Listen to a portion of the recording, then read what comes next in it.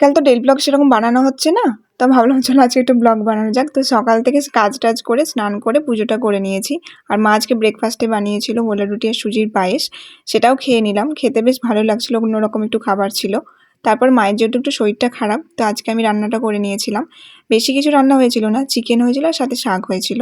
আর আমি রান্না বান্না করলে একটু তেল মশলা একটু কম হয়, আমাদের বাড়িতে এমনিতেও তেল মশলাটা কম হয়। তো চিকেনটা আজকে একটু খুবই নর্মালি রান্না হয়েছিল। তো রান্নাবান্না করে সব কাজ করে স্নান করে খাওয়া দাওয়া করে সব কমপ্লিট। দুপুরবেলা একটু রিলস বানিয়ে নিয়েছিলাম। তারপর মেকআপ রিমুভ করার যে ওয়েট টিস্যুটা হয়, সেটা আমার মেকআপ তো রিমুভ হয়, তার সাথে আয়না পরিষ্কার খুব ভালো হয়। তো আমি কাটলেট করার জন্য মানে ম্যারিনেট করে রেখেছিলাম, বাট কিছুটা কাটলেট ভালো হয়েছিল। আর বাদ বাকি কাটলেটের কথাই বলো না, একদম ভেঙে চুরে চুরমার হয়ে গেছিলো। তো সেটাই আমরা কোনো মতে ভালোভাবে খাওয়ার চেষ্টা করলাম। আর রুহি এসেছিলো, তো রুহির সাথে তোমাকে খেলতেই হবে, তো সবাই মিলে বসে গেছি লুড্ডু খেলতে। আর অলওয়েজ ও লুড্ডু খেলতে কান্নাকাটি করবে, সেটা ও করছিলই। তো আজকের মতন এইটুকুনি, দেখা হচ্ছে নেক্সট ব্লগে, তাহলে টাটা।